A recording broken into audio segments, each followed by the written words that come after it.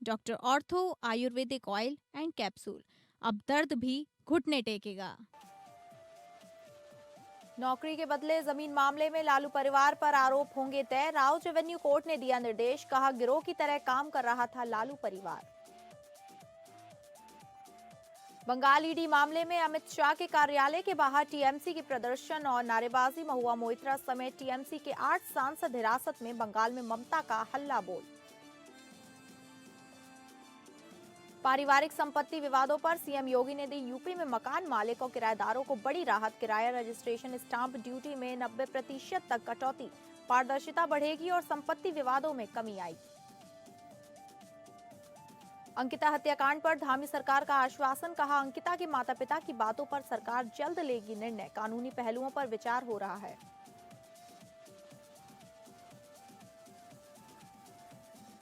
नमस्कार, आप सभी का स्वागत है टॉप अपडेट में। मैं हूं आपके साथ शालिनी राणा। शुरुआत करेंगे टॉप अपडेट की। दिल्ली की राउज एवेन्यू कोर्ट ने नौकरी के बदले जमीन मामले में लालू प्रसाद यादव, राबड़ी देवी, तेजस्वी यादव, तेज प्रताप यादव, मीसा भारती और हेमा यादव के खिलाफ आरोप तय करने का निर्देश दिया है। अदालत ने इस मामले में 52 आरोपियों को बरी भी किया है। कोर्ट ने कहा कि प्रथम दृष्टया साक्ष्यों से लालू यादव और उनके परिवार द्वारा सुनियोजित साजिश रचे जाने की संकेत मिलते हैं। चार्जशीट में नौकरी के बदले जमीन अधिग्रहण का स्पष्ट उल्लेख होने पर अदालत ने गंभीर टिप्पणी की। कोर्ट ने माना कि यह पूरा मामला एक संगठित आपराधिक गतिविधि की ओर इशारा करता है। पेशी से पहले सीबीआई ने बताया कि चार्जशीट में नामित 103 आरोपियों में से 5 की मौत हो चुकी है। अब इस हाई प्रोफाइल मामले में आगे की कानूनी प्रतिक्रिया तेज होने के संकेत हैं। पश्चिम बंगाल में विधानसभा चुनाव नजदीक आते ही सियासी हलचल तेज हो गई है। कोलकाता में राजनीतिक सलाहकार कंपनी आईपैक के दफ्तर पर ईडी की छापेमारी के दौरान मुख्यमंत्री ममता बनर्जी खुद मौके पर पहुंची, जिसके बाद मामला और गर्मा गया। ईडी कार्रवाई के खिलाफ बंगाल में 2 अलग अलग एफआईआर दर्ज की गई है, जिनमें से एक शिकायत खुद मुख्यमंत्री ममता बनर्जी ने शेक्सपियर सरानी थाने में दर्ज कराई है। इस एफआईआर में चोरी, आपराधिक घुसपैठ और इलेक्ट्रॉनिक साक्ष्यों की चोरी जैसे आरोप लगाए गए हैं। दूसरी एफआईआर पुलिस ने स्वतः संज्ञान लेते हुए दर्ज की, जिसमें सरकारी काम में बाधा और अवैध हिरासत के आरोप शामिल हैं। खास बात यह है कि दोनों ही मामलों में किसी ईडी अधिकारी का नाम नहीं लिया गया है। उधर ईडी ने कोर्ट में दावा किया है कि यह छापेमारी बंगाल कोयला घोटाले से जुड़ी थी, जबकि टीएमसी ने इसे राजनीतिक साजिश बताते हुए विरोध मार्च का ऐलान किया है। कोलकाता में आईपैक दफ्तर पर ईडी के छापेमारी के विरोध में तृणमूल कांग्रेस के सांसदों ने दिल्ली में गृह मंत्री अमित शाह के कार्यालय के बाहर जोरदार प्रदर्शन किया। डेरेक ओब्रायन, महुआ मोइत्रा, शताब्दी रॉय, साकेत गोखले समेत कुल 8 सांसद धरने पर बैठे और केंद्र सरकार के खिलाफ नारेबाजी की। प्रदर्शन के दौरान दिल्ली पुलिस ने सभी सांसदों को हिरासत में ले लिया। टीएमसी ने अपने सोशल मीडिया पोस्ट में अमित शाह पर तीखा हमला करते हुए इसे लोकतंत्र को कुचलने की कोशिश बताया। पार्टी ने आरोप लगाया कि पहले ईडी का दुरुपयोग किया गया और अब चुने हुए जनप्रतिनिधियों की आवाज दबाई जा रही है। टीएमसी ने कहा कि ये कार्रवाई केंद्र सरकार की घबराहट को दिखाती है। पार्टी के साफ किया दबाव के बावजूद बंगाल झुकेगा नहीं और लोकतांत्रिक लड़ाई जारी रहेगी।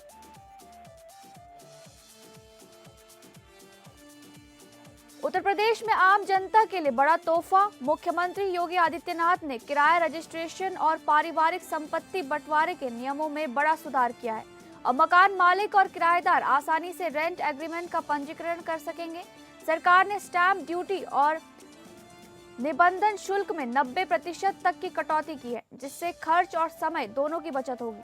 नई व्यवस्था में अलग अलग किराया अवधि और वार्षिक किराए के आधार पर शुल्क तय किया गया है। इससे न सिर्फ पारदर्शिता बढ़ेगी, बल्कि लंबे समय से चल रहे विवादों में भी कमी आएगी। अब आम नागरिक बिना झिझक अपने एग्रीमेंट को पंजीकृत करा सकेंगे। भागलपुर में महागठबंधन की ओर से एक बड़ा विरोध प्रदर्शन देखने को मिला।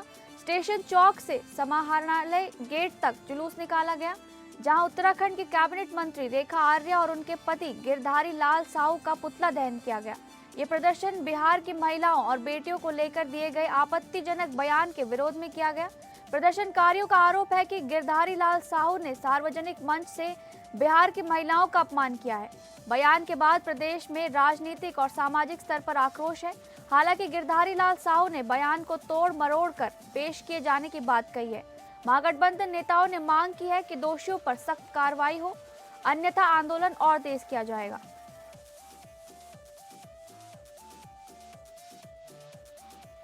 वसई विरार मनपा चुनाव को लेकर महायुति में विवाद तेज हो गया है। शिवसेना विधायक विशाल तरे ने आरोप लगाया कि भाजपा ने तय सीट समझौते का उल्लंघन करते हुए 7 अतिरिक्त एबी फॉर्म बांटे हैं। उन्होंने कहा कि इससे मतदाताओं में भ्रम की स्थिति पैदा हुई है और ये महायुति धर्म के खिलाफ है।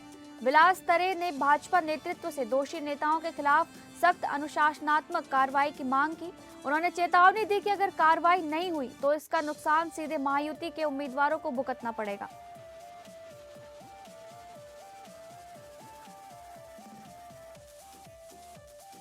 बागेश्वर जिले के छाती मनकोट गांव में गुलदार के हमले से सनसनी फैला दी है।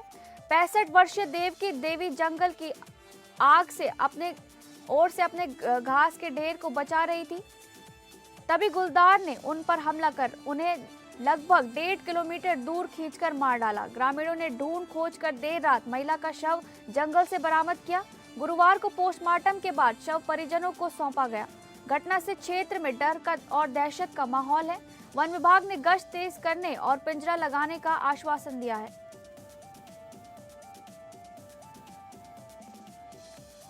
माता वैष्णो देवी के दर्शन को आसान और किफायती बनाने के लिए IRCTC ने श्रद्धालुओं के लिए एक खास all in one tour package launch किया है। ये पैकेज खास तौर पर दिल्ली से यात्रा करने वाले यात्रियों के लिए तैयार किया गया है। 3 रात और 4 दिन के इस टूर में ट्रेन यात्रा, होटल में ठहराव, लोकल कैब और खाने पीने की पूरी व्यवस्था शामिल है। दिल्ली से जम्मू तक ट्रेन और वहां से कटरा तक लोकल कैब की सुविधा देकर यात्रा को आरामदायक बनाया गया है। कटरा में श्रद्धालुओं को कंफर्टेबल होटल में ठहराया जाएगा, जिससे उन्हें सफर के बाद पूरा आराम मिल सके। IRCTC का ये विशेष टूर 12 जनवरी 2026 से शुरू होगा, जिसका पैकेज कोड NDR01 है।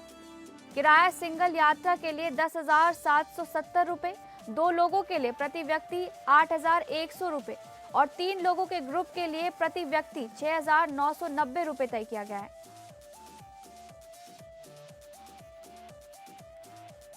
भिंगा तहसील में ठंड से बचाव के लिए अलाव की व्यवस्था न होने पर वकीलों का गुस्सा फूट पड़ा। वकीलों का आरोप है कि अलाव जलाने को लेकर 36 लाख रुपए का सरकारी टेंडर होने के बावजूद तहसील परिसर में कहीं भी अलाव नहीं जलाया गया। उनका कहना है कि अधिकारियों के आवासों पर अलाव की व्यवस्था की जा रही है, जबकि सार्वजनिक स्थानों की अनदेखी हो रही है। नाराज वकीलों ने सड़क जाम कर लिया, प्रशासन के खिलाफ जमकर नारेबाजी की। प्रदर्शन के चलते यातायात प्रभावित हुआ और मौके पर अफरा तफरी का माहौल बन गया। सूचना मिलते ही जिला प्रशासन के वरिष्ठ अधिकारी मौके पर पहुंचे। वकीलों ने चेतावनी दी है कि मांगे पूरी न होने पर अनिश्चितकालीन धरना और हड़ताल की जाएगी।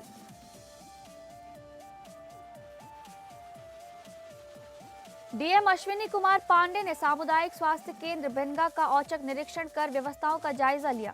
निरीक्षण के दौरान गंदगी और अव्यवस्था मिलने पर डीएम ने कड़ी नाराजगी जताते हुए तत्काल सुधार के निर्देश दिए। कोल्ड वेव और हीट वेव रूम बंद मिलने पर उन्हें तुरंत चालू कराने और खराब बेड व चादरें हटाने के आदेश दिए गए। स्टोर और ओपीडी में अव्यवस्था पर दवाओं के सही रखरखाव पर विशेष जोर दिया गया। डीएम ने गर्भवती महिलाओं को प्रसव संबंधी सभी सुविधाएं प्राथमिकता से उपलब्ध कराने के निर्देश दिए।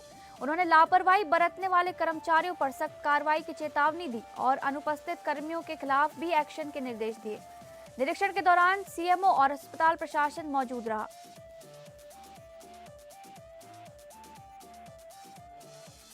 अपराध नियंत्रण और प्रभावी प्रकरण निस्तारण में उत्कृष्ट भूमिका निभाने वाले पुलिस अधिकारियों और जवानों को पुलिस अधीक्षक कार्यालय में सम्मानित किया गया। कार्यक्रम में पुलिस अधीक्षक धर्मेंद्र सिंह ने कहा कि ईमानदारी और पेशेवर दक्षता के साथ काम करने वाले कर्मियों का सम्मान जरूरी है, जिससे पुलिस का मनोबल बढ़ता है। कोतवाली थाना क्षेत्र में वर्ष 2025 में अपराधों में 31% की कमी दर्ज की गई, जो सतत निगरानी, प्रभावी गश्त और सख्त कार्रवाई का परिणाम है। प्रशस्ति पत्र वितरण से पुलिसकर्मियों को और अधिक निष्ठा और जिम्मेदारी के साथ काम करने की प्रेरणा मिलेगी।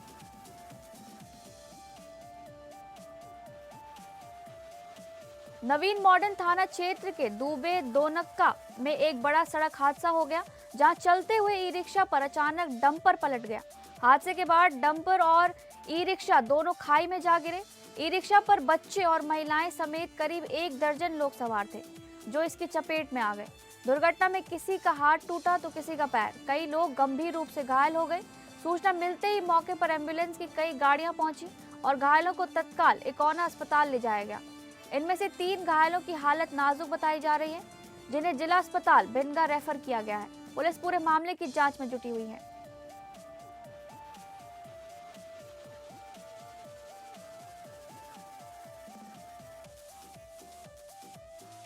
फुलपहाड़ कोतवाली क्षेत्र के बेलाताल रेलवे स्टेशन रोड पर उस वक्त अफरा तफरी मच गई जब चलती बाइक अचानक आग का गोला बन गई। बाइक सवार युवक रामपाल खुशवा बाजार से सामान खरीदकर घर लौट रहा था। अचानक बाइक से धुआं और लपटें उठने लगी, जिसे देख युवक ने तुरंत कूदकर अपनी जान बचाई। देखते ही देखते बाइक पूरी तरह आग की चपेट में आ गई। घटना का वीडियो मौके पर मौजूद लोगों ने बना लिया, जो सोशल मीडिया पर तेजी से वायरल हो रहा है। गनीमत रही कि इस हादसे में कोई जानहानि नहीं हुई, जबकि बाइक पूरी तरह जलकर खाक हो गई।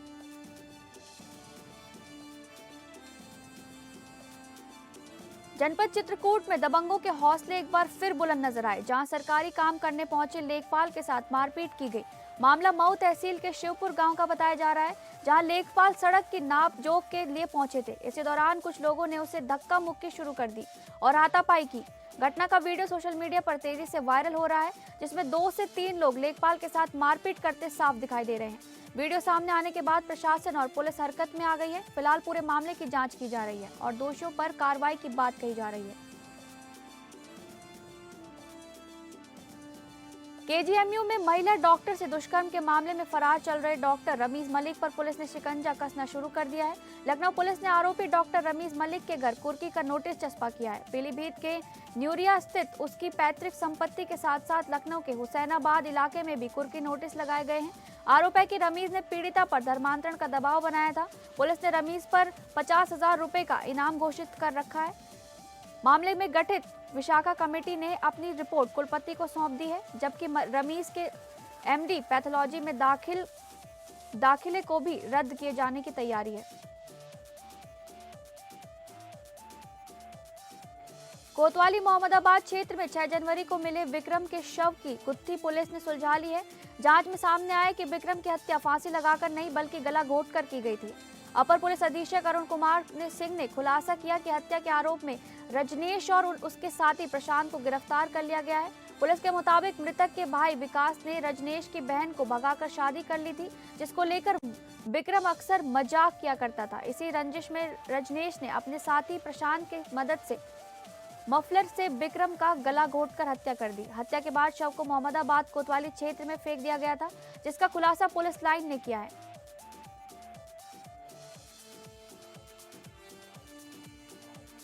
अमरोहा में स्वास्थ्य विभाग की सख्ती के बावजूद अवैध गतिविधियों का मामला सामने आया है। धनोरा रोड स्थित भारत हॉस्पिटल में सीलिंग की कार्रवाई के बाद भी चोरी छुपे ऑपरेशन किए जा रहे थे।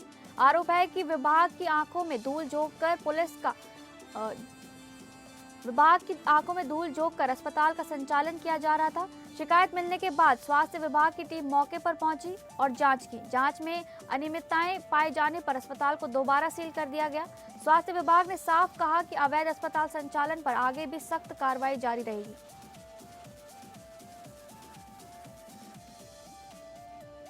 Reality TV star Prince Narula ने सोशल मीडिया पर वायरल हुई अपनी गिरफ्तारी वीडियो पर पहली बार सफाई दी। वायरल क्लिप में उन्हें पुलिस द्वारा ले जाते दिखाया गया था, लेकिन प्रिंस ने बताया कि ये केवल एक ब्रांड शूट का हिस्सा था और उनकी गिरफ्तारी नहीं हुई। वीडियो के वायरल होते ही फैंस ने इसे फेक बताया और मिस इन्फॉर्मेशन करार दिया था। मीडिया और एआई जांच में भी पुष्टि हुई कि वीडियो एडिटेड था और किसी वास्तविक घटना से संबंधित नहीं। प्रिंस और उनकी पत्नी युविका ने इस बारे में अब तक सोशल मीडिया पर कोई पोस्ट नहीं किया है। इस समय प्रिंस नरूला टीवी शो जैसे रोडी, स्प्लिट्सविला और बिग बॉस में अपनी पहचान बना चुके हैं। रूस और अमेरिका के बीच एक बार फिर टकराव की आहट तेज हो गई है। उत्तरी अटलांटिक महासागर में अमेरिकी तटरक्षक बल द्वारा रूसी ध्वज वाले एक तेल टैंकर की जब्ती के बाद मॉस्को ने कड़ा रुख अपनाया है। रूस के एक वरिष्ठ सांसद ने अमेरिकी कार्रवाई को समुद्री डकैती बताते हुए अमेरिकी जहाजों पर हमले और यहां तक कि परमाणु हथियारों के इस्तेमाल की चेतावनी तक दे दी। ये घटना 7 जनवरी की बताई जा रही है, जिसने दोनों देशों के रिश्तों में नई तल्खी पैदा कर दी है। दूसरी ओर अमेरिका ने मैक्सिको में ड्रग तस्करों के खिलाफ जमीनी कार्रवाई शुरू करने का ऐलान किया है। राष्ट्रपति डोनाल्ड ट्रंप ने सोशल मीडिया पर दावा किया कि ड्रग माफिया हर साल अमेरिका में लाखों जानें ले रहे हैं। वैश्विक स्तर पर इन बयानों और कार्रवाइयों से अंतर्राष्ट्रीय तनाव और गहराता नजर आ रहा है। ईरान में महंगाई और मुद्रा संकट से त्रस्त जनता का गुस्सा अब सड़कों पर खुलकर दिखाई दे रहा है। जो विरोध पहले आर्थिक परेशानियों तक सीमित था, अब वो सीधे सत्ता और सर्वोच्च नेता खमेनेई के खिलाफ आंदोलन में बदल चुका है। तेहरान, मशहद समेत 100 से अधिक शहरों में प्रदर्शन जारी है, जहां सरकार विरोधी नारे लगाए जा रहे हैं। हालात काबू में रखने के लिए कई इलाकों में इंटरनेट बंद कर दिया गया है, जिससे सूचना तंत्र प्रभावित हुआ है। मानवाधिकार संगठनों के मुताबिक करीब 2 हफ्तों से जारी हिंसक प्रदर्शनों में 40 से ज्यादा लोगों की मौत हो चुकी है और हजारों को हिरासत में लिया गया है। इसी बीच निर्वासित क्राउन प्रिंस रेजा पहलवी ने ईरान लौटकर आंदोलन का नेतृत्व करने की इच्छा जताई है। वहीं अमेरिकी राष्ट्रपति ट्रंप की चेतावनी और समर्थन को पहलवी ने सराहा है, जिससे अंतर्राष्ट्रीय स्तर पर हलचल और तेज हो गई है।